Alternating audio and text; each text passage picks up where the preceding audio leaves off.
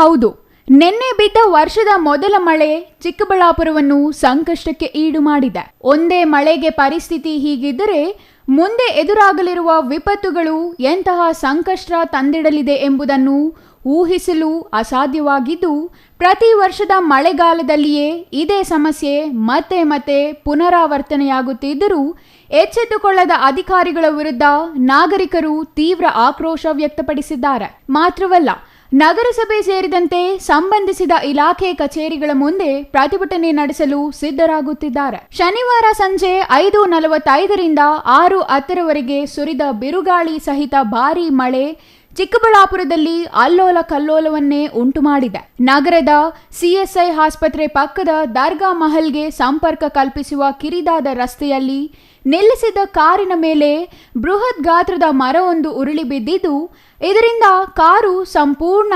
ಜಖಮ್ಮಾಗಿದೆ. ಪ್ರತಿನಿತ್ಯ ಕಾರು ನಿಲ್ಲಿಸುವ ಜಾಗವೇ ಆಗಿರುವ ಈ ರಸ್ತೆಯಲ್ಲಿ ಎಂದಿನಂತೆ ಕಾರು ನಿಲ್ಲಿಸಲಾಗಿದ್ದು, ನಿನ್ನೆ ಸಂಜೆ ಸುರಿದ ಬಿರುಗಾಳಿ ಸಹಿತ ಮಳೆಗೆ ಮರ ಬೇರು ಸಮೇತ ಉರುಳಿ ಕಾಂಪೌಂಡ್ ಮೇಲೆ ಬಿದ್ದಿದೆ.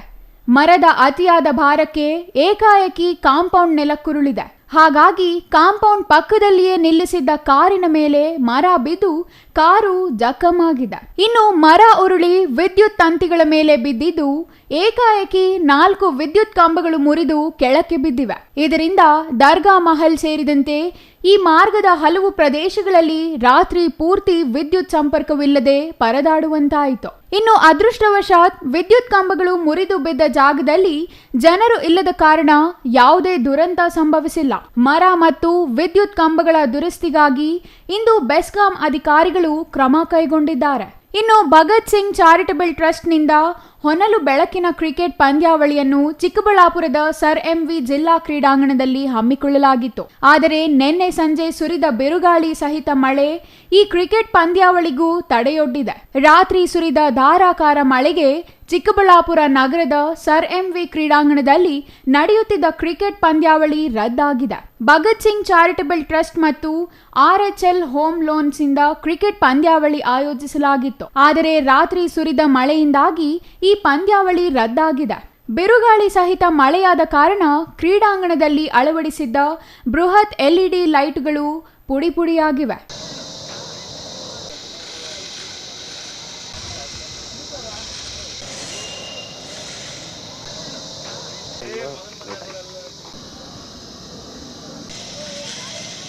ಜೊತೆಗೆ ಪಂದ್ಯ ವೀಕ್ಷಿಸಲು ಅಳವಡಿಸಿದ್ದ ಬೃಹತ್ ಎಲ್ಇಡಿ ಸ್ಕ್ರೀನ್ ಮಳೆಯಿಂದ ನಾಶವಾಗಿದ್ದು, ಇದರಿಂದ ಲಕ್ಷಾಂತರ ರೂಪಾಯಿ ನಷ್ಟವಾಗಿದೆ. ಈ ಕ್ರಿಕೆಟ್ ಪಂದ್ಯಾವಳಿ ಮಾರ್ಚ್ ತಿಂಗಳಿನಲ್ಲಿ ನಡೆಯಬೇಕಿತ್ತು.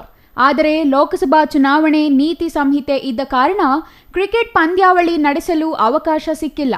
ಹಾಗಾಗಿ ಪಂದ್ಯಾವಳಿಯನ್ನು ತಡವಾಗಿ ಆಯೋಜಿಸಲಾಗಿತ್ತು. ಕ್ರಿಕೆಟ್ ಪ್ರಿಯರಿಗೆ ವರುಣ ತೀವ್ರ ನಿರಾಸೆ ಮೂಡಿಸಿದ್ದಾನೆ. ಇನ್ನು ಚಿಕ್ಕಬಳ್ಳಾಪುರ ಜಿಲ್ಲಾ ಕೇಂದ್ರ ನಿನ್ನೆ ಬಿದ್ದ ಮಳೆಯಿಂದ ತೀವ್ರ ಸಂಕಷ್ಟಕ್ಕೆ ಗುರಿಯಾಗಿದೆ ಎಂಬುದಕ್ಕೆ ನಗರದ 8 ಮತ್ತು 9ನೇ ವಾರ್ಡ್ಗಳೇ ಸಾಕ್ಷಿಯಾಗಿವೆ. ಈ 2 ವಾರ್ಡ್ಗಳು ತಗ್ಗು ಪ್ರದೇಶದಲ್ಲಿ ಇರುವುದರಿಂದ ಸಣ್ಣ ಮಳೆಯಾದರೂ ಮನೆಗಳಿಗೆ ನೀರು ನುಗ್ಗುವುದು ಸಾಮಾನ್ಯವಾಗಿದೆ. ಮುಖ್ಯವಾಗಿ ಮಳೆ ನೀರು ನುಗ್ಗಿದರೂ ಹೇಗೋ ತಡೆಯಬಹುದಿತ್ತು. ಇಲ್ಲಿ ಮನೆಗಳಿಗೆ ನುಗ್ಗುವುದು ಚರಂಡಿ ಮತ್ತು ಯುಜಿಡಿ ನೀರು. ಇದರಿಂದ ಈ ವ್ಯಾಪ್ತಿಯ ನಿವಾಸಿಗಳು ಪ್ರತಿ ಬಾರಿ ಮಳೆ ಬಂದಾಗಲೂ ಮೂಗು ಮುಚ್ಚಿಕೊಂಡು ಮನೆ ಸ್ವಚ್ಛ ಮಾಡುವ ಶಿಕ್ಷೆ ತಪ್ಪಿದ್ದಲ್ಲ.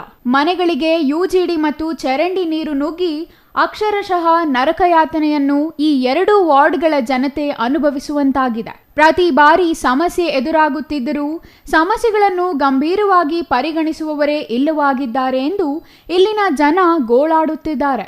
ಮಕ್ಕಳು, ಮಹಿಳೆಯರು ಮತ್ತು ಹಿರಿಯ ನಾಗರಿಕರ ಪರಿಸ್ಥಿತಿಯಂತೂ ಹೇಳತೀರದು. ಪ್ರತಿ ಮಳೆಗಾಲದಲ್ಲೂ ಇದೇ ದುಸ್ಥಿತಿ.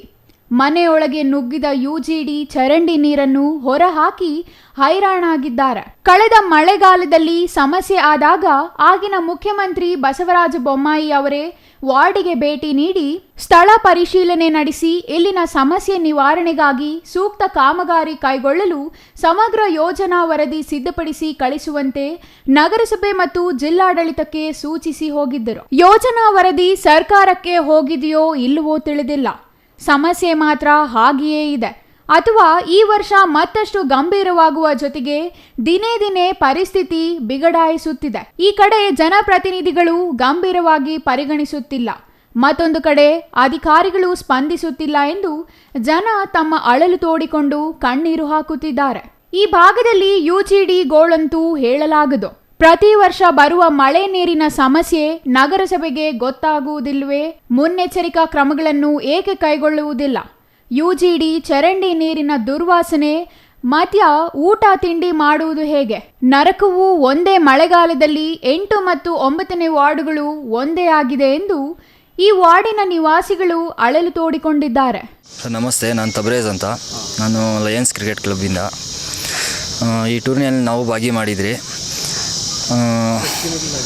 ಈ ಟೂರ್ನಮೆಂಟು ಶುಕ್ರವಾರದಿಂದ ಸ್ಟಾರ್ಟ್ ಆಗಿತ್ತು, ಇವತ್ತಿಗೆ ಮುಕ್ತಾಯ ಆಗ್ತಾಯಿತ್ತು.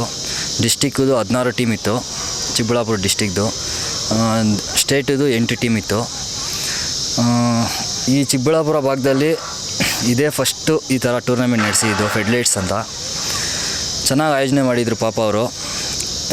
ನಿನ್ನೆ ಸಾಯಂಕಾಲ ಒಂದು 5 ಗಂಟೆಯಿಂದ 5:30 ತನಕ ಸ್ವಲ್ಪ ಜೋರಾಗಿ ಮಳೆ ಬಿದ್ದು ಪಾಪ ಎಲ್ಲ ಇದಾಗಿದೆ, ಎಲ್ಲ ಬಿದ್ದು. ಟೂರ್ನಮೆಂಟ್ ಮಾಡಿದ್ದು RHL ಕ್ರಿಕೆಟರ್ಸಿಂದ ರಘು ಅಂತ ಪಾಪ ಆಯೋಜನೆ ಮಾಡಿದರು. ನಮ್ಮ ಚಿಕ್ಕಬಳ್ಳಾಪುರಲ್ಲೇ ಇದೇ ಮೊಟ್ಟ ಮೊದಲ ಬಾರಿಗೆ ಫೆಡ್ಲೈಟ್ಸ್ ಅಂತ ನಡೆಸಿದ್ದು. ಎಲ್ಲ ಕ್ರೀಡಾಕೂಟಗಳು ಪಾಪ ಚೆನ್ನಾಗಿ ಖುಷಿಯಾಗಿದ್ದರು. ಪಾಪ ನಮ್ಮ ಚಿಕ್ಕಬಳ್ಳಾಪುರ ಜನಗಳು ಚೆನ್ನಾಗಿ ಖುಷಿಯಾಗಿದ್ದರು, ಜಾಸ್ತಿ ಜನ ನೋಡೋಕ್ಕೂ ಬಂದಿದ್ದರು. ಈ ಗಾಳಿ ಮಳೆಯಿಂದ ಸ್ವಲ್ಪ ಪಾಪ ಎಲ್ಲ ಹಾಳಾಯ್ತು ಅವ್ರಿಗೆ. ಸರ್, ಡ್ಯಾಮೇಜ್ ಅಂದರೆ ಫೆಡ್ಲೈಟ್ಸ್ ಅಂತ ಮಾಡಿದ್ರು, ಅದೊಂದು ಬಿದ್ದೋಗಿ ಒಂದು 50 ಲೈಟ್ ಏನೋ ಸ್ವಲ್ಪ ಹಾಳಾಗಿದೆ. ಮತ್ತು ಒಂದು LED ಸ್ಕ್ರೀನ್ ಒಂದು ಇಕ್ಕಿದ್ರು, ಅದು ಸ್ವಲ್ಪ ಡ್ಯಾಮೇಜ್ ಆಗಿದೆ. ಅವ್ರು ತಿರ್ಗಾ ಈ ಮುಂದಿನ ದಿನಗಳಲ್ಲಿ ತಿರ್ಗಾ ಇದೇ ಟೂರ್ನಮೆಂಟ್ನ ಕಂಟಿನ್ಯೂ ಮಾಡ್ತೀನಿ ಅಂತ ಹೇಳಿದ್ದಾರೆ. ಇದು ಆ್ಯಕ್ಚುಲಿ ಇದು ನಡೆಸಬೇಕಾಗಿದ್ದವರು ಏಪ್ರಿಲಲ್ಲೇ ನಡೆಸಬೇಕಾಗಿತ್ತು. ಎಲೆಕ್ಷನ್ ಬಂದಿರೋ ಕಾರಣದಿಂದ ಕೋಡ್ ಆಫ್ ಕಂಡಕ್ಟಿಂದ ಅವ್ರು ಪರ್ಮಿಷನ್ ಸಿಕ್ಕಿರಲಿಲ್ಲ. ಅವರು ಇವಾಗ ಪರ್ಮಿಷನ್ ಸಿಕ್ಕ ಮೇಲೆ ಈ ಥರ ನಡೀತು. ಮಳೆ ಪಾಪ ಬಂದು ಸ್ವಲ್ಪ ನಷ್ಟ ಪರಿಹಾರ ಆಗಿದೆ ಅವ್ರಿಗೆ. ಪಾಪ ಬೇಜಾರಾಯ್ತು ಸರ್, ನಮಗೂ ಬೇಜಾರಾಯಿತು. ಇಷ್ಟು ಒಳ್ಳೆ ಟೂರ್ನಮೆಂಟು ನಮ್ಮ ಚಿಕ್ಕಬಳ್ಳಾಪುರ ಜಿಲ್ಲೆಯಲ್ಲೇ ನಾನು ಎಲ್ಲೂ ನೋಡಿರಲಿಲ್ಲ. ನಮ್ಮ ಇಲ್ಲಿ ಸುತ್ತಮುತ್ತ ಚಿಕ್ಕಬಳ್ಳಾಪುರ, ಕೋಲಾರ ಜಿಲ್ಲೆಯಲ್ಲೇ ನಾನು ನೋಡಿರಲಿಲ್ಲ ಈ ಥರ ಟೂರ್ನಮೆಂಟ್ ಎಲ್ಲೂ. ಬೇಜಾರಾಯಿತು ಪಾಪ. ಇವತ್ತು ಒಳ್ಳೆ ಮ್ಯಾಚ್ಗಳಿತ್ತು. State 8 team. ನಮ್ಮ ಚಿಕ್ಕಬಳ್ಳಾಪುರಲ್ಲಿ ಸೆಕೆಂಡ್ ಟೈಮ್ ಸ್ಟೇಟ್ ಅವ್ರು ಬರ್ತಾಯಿರೋದು. ಹೌದು, ಅದರಿಂದ ಪಾಪ ಅವರು ಆ ಟೀಮ್ ಮ್ಯಾಚ್ ನೋಡೋಕ್ಕೆ ಜಾಸ್ತಿ ಜನ ಕಾಯ್ತಾಯಿದ್ರು ನಮ್ಮ ಚಿಕ್ಕಬಳ್ಳಾಪುರಲ್ಲಿ. ಸರ್, ಫಸ್ಟ್ ಬಹುಮಾನ ಬಂದು 2,22,221. ಸೆಕೆಂಡ್ ಬಹುಮಾನ ರನ್ನರ್ಸಿಗೆ ಬಂದು 1,11,211 ಇತ್ತು. ಹಾಗೆ ಮ್ಯಾನ್ ಆಫ್ ದ ಸೀರೀಸ್ಗೆ ಬೈಕನ್ನು ಇಕ್ಕಿದ್ರು, ಸುಜುಕಿಯಿಂದ ಬೈಕ್ ಕೊಟ್ಟಿದ್ರು. ಹಾಗೆ ಬೆಸ್ಟ್ ಬ್ಯಾಟ್ಸ್ಮನ್, ಬೆಸ್ಟ್ ಬೌಲರ್ಗೆ 24,000 ಫೋನ್ಗಳು 2 ಇಕ್ಕಿದ್ರು. ಬೆಸ್ಟ್ ಬ್ಯಾಟ್ಸ್ಮನ್ನು, ಬೆಸ್ಟ್ ಬೌಲರ್ಗೋಸ್ಕರ ಚೆನ್ನಾಗಿ ಆಯೋಜನೆ ಮಾಡಿದರು ಸರ್ ಅವರು.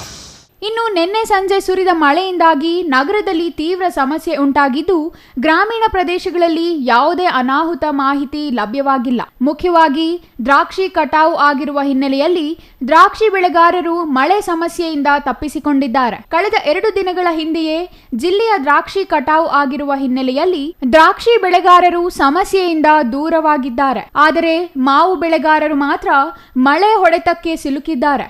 ಇನ್ನು ತೋಟಗಳಲ್ಲಿಯೇ ಇರುವ ಮಾವು ಶನಿವಾರ ಸಂಜೆ ಬಿದ್ದ ಬಿರುಗಾಳಿ ಮಳೆಯಿಂದ ಸ್ವಲ್ಪ ಮಟ್ಟದಲ್ಲಿ ಉದುರಿ ನಷ್ಟ ಉಂಟು ಮಾಡಿದೆ. ಆದರೆ ಅದೃಷ್ಟವಶಾತ್ ಆಲಿಕಲ್ಲು ಬೀಳದ ಕಾರಣ ಮಾವು ರೈತರು ನಿಟ್ಟುಸಿರು ಬಿಡುವಂತಾಗಿದೆ. ಗ್ರಾಮೀಣ ಪ್ರದೇಶದಲ್ಲಿ ವರ್ಷದ ಮೊದಲ ಮಳೆ ಉತ್ತಮವಾಗಿ ಆಗಿರುವ ಕಾರಣ ಮುಂಗಾರಿಗೂ ಮುನ್ನವೇ ಭೂಮಿ ಉಳುಮೆ ಮಾಡುವಲ್ಲಿ ರೈತರು ನಿರತರಾಗಿದ್ದಾರೆ. ಕಳೆದ ವರ್ಷವೂ ಮಳೆ ಕೊರತೆಯಿಂದಾಗಿ ಮಳೆಯಾಧಾರಿತವಾಗಿ ಇಟ್ಟಿದ್ದ ಬೆಳೆಗಳು ಸಂಪೂರ್ಣ ನಾಶವಾಗಿ ಕೈ ಸುಟ್ಟಿಕೊಂಡಿರುವ ರೈತರು ಆಕಾಶದತ್ತ ಮುಖ ಮಾಡಿ ಮಳೆ ಯಾವಾಗ ಬರಲಿದೆಯೋ ಎಂದು ಎದುರು ನೋಡುತ್ತಿದ್ದರು. ಶನಿವಾರ ಸಂಜೆ ಉತ್ತಮವಾಗಿಯೇ ಮಳೆಯಾಗಿರುವ ಕಾರಣ ಭೂಮಿ ಹಸನು ಮಾಡುವ ಕಾರ್ಯದಲ್ಲಿ ರೈತರು ನಿರತರಾಗಿದ್ದಾರೆ. ಒಟ್ಟಿನಲ್ಲಿ ವರ್ಷದ ಮೊದಲ ಮಳೆ ನಗರ ಪ್ರದೇಶದಲ್ಲಿ ಸಂಕಷ್ಟವನ್ನು ಉಂಟು ಮಾಡಿದರೆ ಗ್ರಾಮೀಣ ಪ್ರದೇಶದಲ್ಲಿ ಸಂತಸವನ್ನೇ ತಂದಂತಾಗಿದೆ. Jangalahalli Ashwath, CTV news, Chikkaballapur.